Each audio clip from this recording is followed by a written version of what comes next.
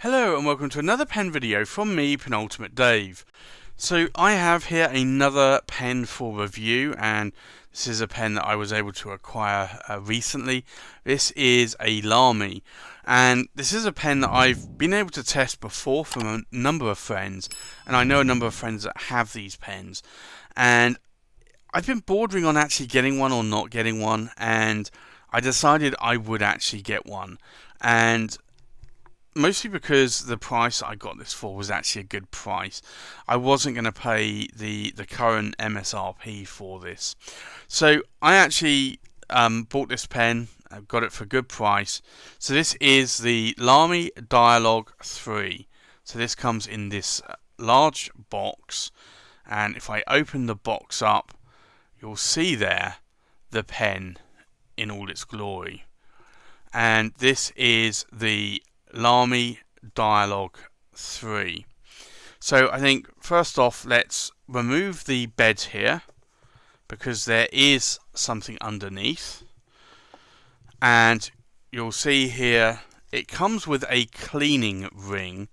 I haven't yet used this, but you can do, and it also comes with quite a substantial booklet as well, detailing all about the Lamy Dialog 3 and the technological masterpiece there, and it goes through various models there, and you have the designer as well. So this is actually quite a substantial book. It shows you how to fill the pen as well. You do have to be a little bit careful. It does go into obviously the different nib sizes there that you can have: extra fine, fine, medium, broad, and also oblique medium and oblique boards as well. So this is actually quite a large book. And then obviously you have the pen as well. So I think let's have a look at the pen. Now the pen itself is actually quite nice. Now I'll show you here. This is a really well designed pen. It is actually quite a weighty pen as well, and this is what I like about it. It is a very weighty pen because it is made of metal, and I believe it may be aluminium, it may not be, but you can see there the nib door closure mechanism, and then you have the clip. Now what I'll do first is I will unscrew to get at the nib, and you remove the body there, and then you have the converter and the nib as well. So like, you can fill this. Now this converter is actually pretty much running on empty at the moment. Now you can pull the converter out as well, and I'll be very careful because I don't want to spill any ink there, although there's not a lot of ink left in there because I have been writing this pretty dry. Now if I unscrew this here, you can then get at the full nib unit. So this is the 14 karat gold nib, and I got this in a fine nib. And I know what you're going to say. Crikey, Dave, why did you go for a fine nib? Because I don't normally go for a fine nib, but I decided that I would, because I've been gravitating more towards fine nibs lately, and I wanted to try this with a fine nib. Ideally, I wanted a medium nib. That's really what I wanted, but I thought I'm going to push the boundary and I'm going to go for a fine nib. And I did, and I'm glad that I did, because that actually is a really nice nib. And if I screw this back up again, you will notice that this always lines up, this pattern here, and you've got the logo Lamy here. Now if I twist clockwise, you'll see that obviously that pattern now no longer lines up, but the nib pops out.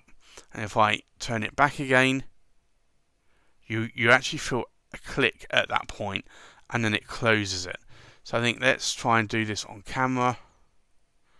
You can just see how that mechanism works. That really is quite a good mechanism. Now, the first day that I had this inked up, I went to write with it the next day and that nib was dried out. However, I've not had any problems since. You will notice though that this here is not actually flat. It's actually done at an angle. And that is because of the way that that nib comes out.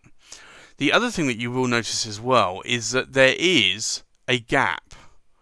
So you can see like my finger between sort of underneath that clip there. Now, when I turn that, that clip goes in slightly and there is no gap there. So it's actually quite a good design mechanism there for this pen. And I've used this pen before. I've had friends that have this pen. So I decided that I wanted to buy one. And I decided that I would get one, but I wasn't going to pay the full MSRP like a lot of companies are selling it for. So I think the MSRP was around about £250. I picked this up for £185.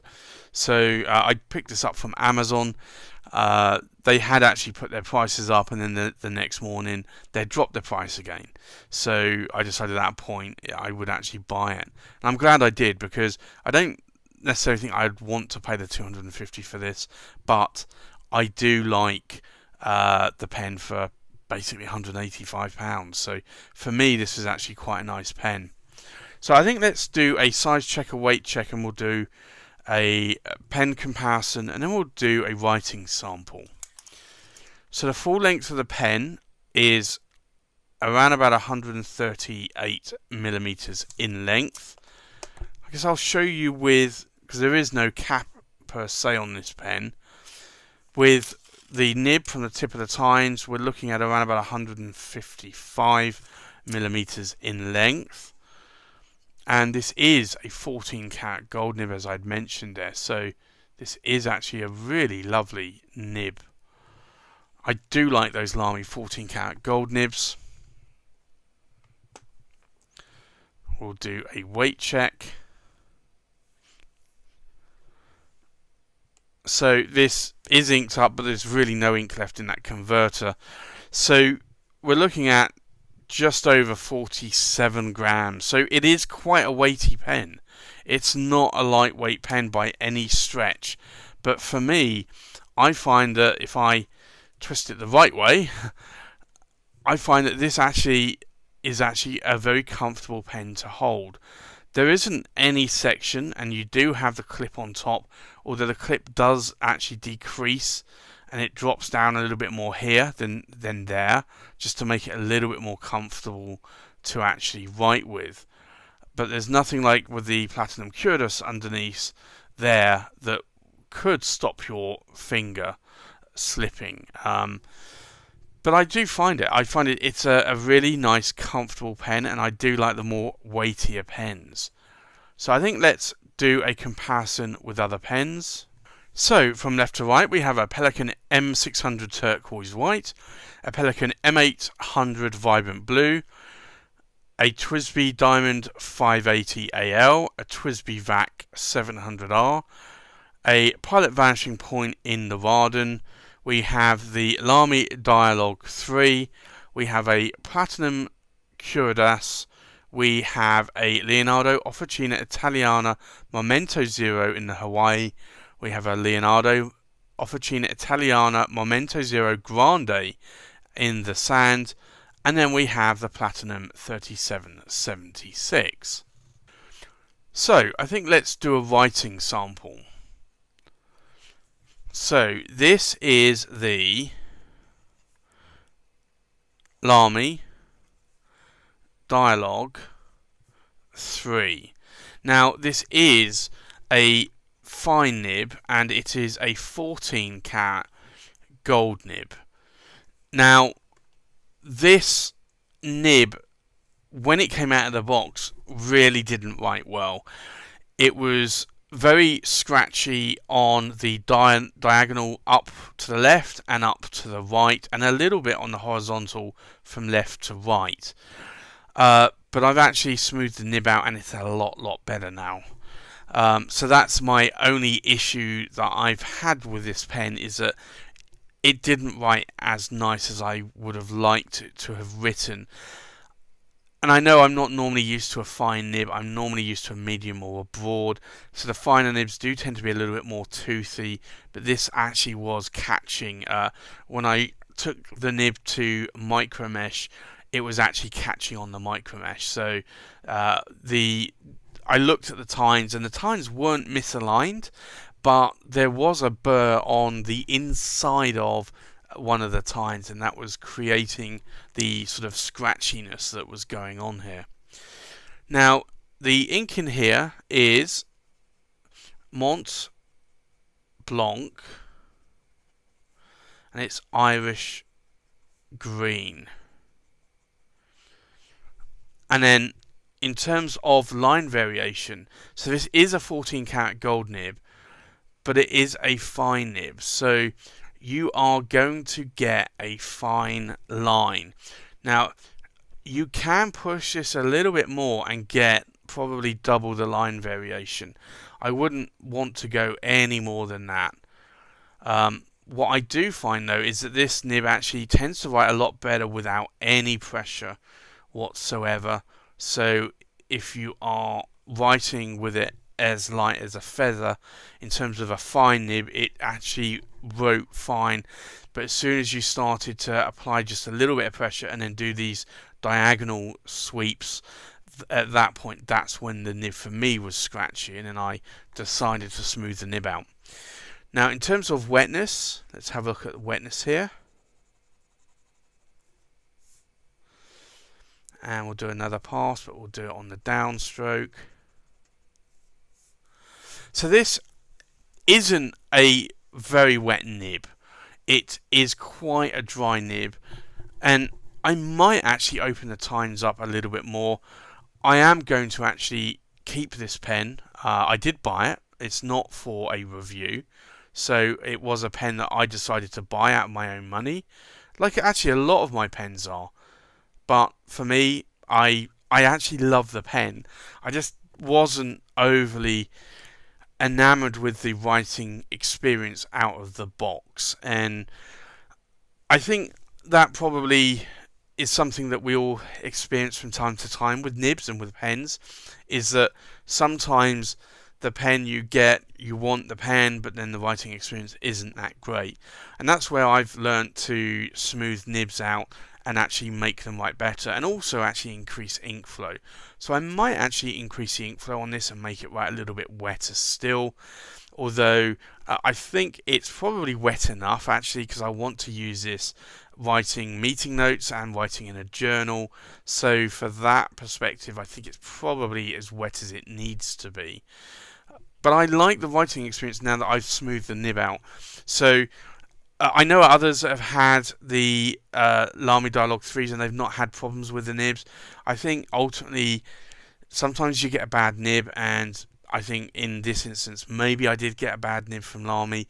I probably could have sent it off and got them to correct it or swap the nib, but I decided that I would, rather than do that, because we're in the coronavirus lockdown period, I thought I would just correct the nib myself. I'm not sending or looking to send it back to Lamy. I do like this pen. I really like it. I like the size in my hand. I think it's a really nice pen, and I am enjoying writing with it. I just wish the nib writing experience out of the box was a little bit better. But I think for most people, they probably have had a good writing experience out of the box. So every now and again, you do get a bad nib, and I've seen that on other brands as well. So I'm not trashing Lamy for this, because ultimately I think there is a chance that you're going to get a bad nib from time to time, and I think unfortunately I just got a bad nib on this pen, but now it writes great. So I've been able to smooth that nib out and get it writing to how I want it to write, which is a smooth, fine nib. So that's my review of the Lamy Dialog 3 with a fine 14-karat gold nib. Thanks for watching. Please like, comment, subscribe, and I'll see you on the next pen video. Bye bye.